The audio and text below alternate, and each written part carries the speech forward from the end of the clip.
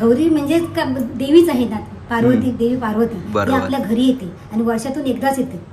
असं म्हणलं जातं की ती मुलं बाळवाली आहे, तिला टाइम नसतो म्हणून ती येते, देवाचं गणपतीचं दर्शन घेते, आम्हाला सगळ्यांना भेटते, आमच्या बरोबर जेवते आणि जाते. भाकरी आणि भाजी, हा ते तर खूपच माझं पण फेवरेट आहे आणि ते आपल्याला भेटेलच थोड्या वेळात.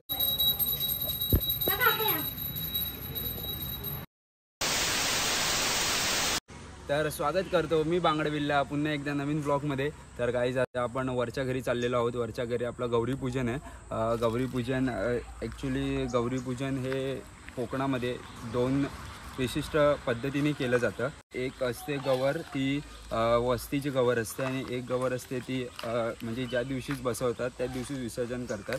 तर आमच्याकडे तेच म्हणजे लगेच आणतात गौरीला आणि लगेच विसर्जन करतात. आणि जी वस्तीची गवर असते तिला आदल्या दिवशी आणावं लागतं आणि तिचा सगळा पाहुणचार करावा लागतो, ती गवर जागवावी लागते. तिथे पण मजा आहे आणि इथे पण मजा आहे. तर मी मार्केटला गेलेलो त्याच्यामुळे काही दाखवू शकलो नाही तुम्हाला स्टार्टिंगला गवर आपण कशी आणतो काय आणतो त्याच्याबद्दल. पण आता गौरीचं विसर्जन होईल संध्याकाळी, ते मी नक्की दाखवीन आणि मधल्या काही गमती जमती थोड्या त्या पण मी दाखवीन तुम्हाला. तर आता भेटूया आपण वरती. तर गाईज आता मी तुम्हाला आपली गवर दाखवतो. तरी बघा आपली गवर इथे विराजमान झालेली आहे आणि हा आपला गणपती बाप्पा. तर मी आगमनाला नव्हतो गौरीच्या, तर त्याच्याबद्दल काय गंमत जम्मत झाली ही आपल्याला आपली काकू सांगेल की कशी आणली गवर आणि आपल्याकडे काय एक वेगळी मजा असते गौरीची. तर मग ती इन्फॉर्मेशन आपल्याला काकू देईल. कसं असतं म्हणजे गौरीचं आपण कशी आणतो काय आणतो. आमची गवर आहे ना ती 1 दिवसाची गवर आहे, म्हणजे कशी वस्तीला राहत नाही. काही ठिकाणी कसं सकाळी आज येते उद्या राहते आणि परवा जाते. बरोबर. आमची गवर कशी असते सकाळी येते, दुपारी जेवते आणि संध्याकाळी विसर्जन म्हणजे जाते. तर ती असं म्हणलं जातं की ती मुलं बाळवाली आहे, तिला टाइम नसतो म्हणून ती येते, देवाचं गणपतीचं दर्शन घेते, आम्हाला सगळ्यांना भेटते, आमच्या बरोबर जेवते आणि जाते. तिचं पूजन करण्याच्या पूर्वी आम्ही काय करतो, आदल्या दिवशीपासून आम्ही सगळी 4-5 प्रकारची पानं आणतो. जसे की हळदीची पानं आहेत, काकडीची पानं आहेत, भोपळ्याची पानं आहेत, अशा 5 प्रकारच्या फळांची पानं आणतो. आणि ती साफ करून त्याला हळद कुंकू लावून सकाळी तिची हळद कुंकू लावून फुलं घालून ती त्याच्यावरती 5 प्रकारचे फळं कापून, जसं की म्हणजे सफरचंद आहे, खोबरं आहे, काजू आहे आणि त्याच्यात पोहे आहेत, असे 5 प्रकारचे शेंगदाणे आहेत, ते घालून म्हणजे वंशे तयार करून ठेवतो तिच्या आगमनासाठी. ही तयारी ते पण मी ऐकतोय मगासपासून सगळ्या वंशे देतात. ते नक्की काय म्हणजे नक्की वंशे नक्की काय.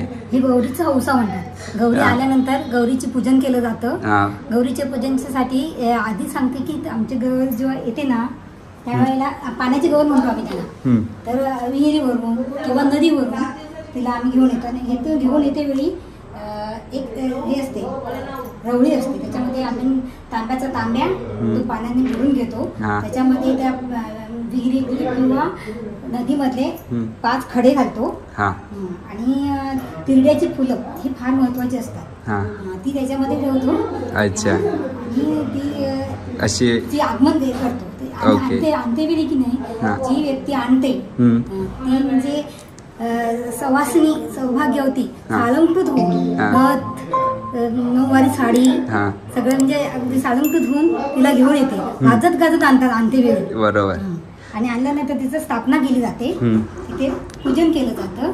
बरोबर. घरातल्या सगळ्या स्त्रिया पूजा करतात. तर मग मी आता खूप काय मिस केलेलं आहे हे तुम्हाला समजलं असेल. एकंदरीत काकूने खूप चांगली इन्फॉर्मेशन दिली आपल्याला, जे काय मला माहिती नव्हतं ते पण मला समजलं, तुम्हाला पण समजलं असेल. आणि असंच आपल्याकडे गौरीचं पूजन केलं जातं. वंशे काय करतो ते सवासणीचं मान आहेत आणि ते नवऱ्यासाठी किंवा घरातल्या सगळ्या कुटुंबासाठी चांगलं सौख्य लाभावं ह्याच्यासाठी हे केलेलं असतं. अच्छा. गौरी म्हणजे देवीच आहे ना, पार्वती, देवी पार्वती ती आपल्या घरी येते आणि वर्षातून एकदाच येते. दुपारी त्यांना पंचपक्वानांचं जेवण घालतो आणि संध्याकाळी विसर्जनाच्या वेळी मात्र ना भाकरी आणि भाजी हां ते तर खूपच माझं पण फेवरेट आहे आणि ते आपल्याला भेटेलच थोड्या वेळात. आता सगळीजण बाहेर गेले आहेत पौष्यासाठी, तर ते आल्यानंतरला आपल्याला ते पण आस्वादायला भेटणारच आहे. तर मस्त गंमत जम्मत येणार आहे आणि आता ते थोड्या वेळात येतीलच आणि मग आपलं गौरीचं विसर्जन सोहळा पार होईल, संपन्न होईल. तर आपण भेटूया विसर्जन सोहळ्याला डायरेक्ट.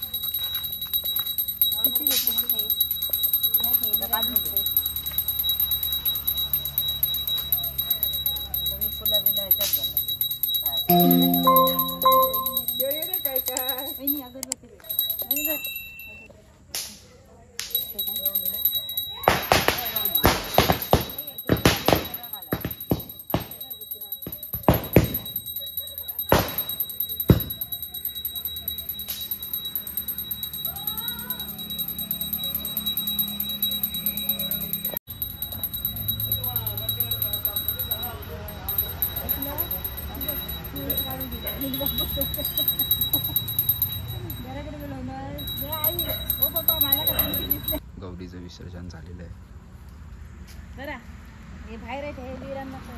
गौरीला प्रसाद दाखवला जात आहे.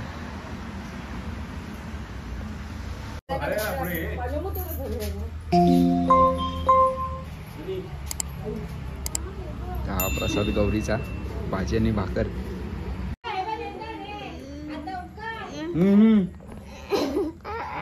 हा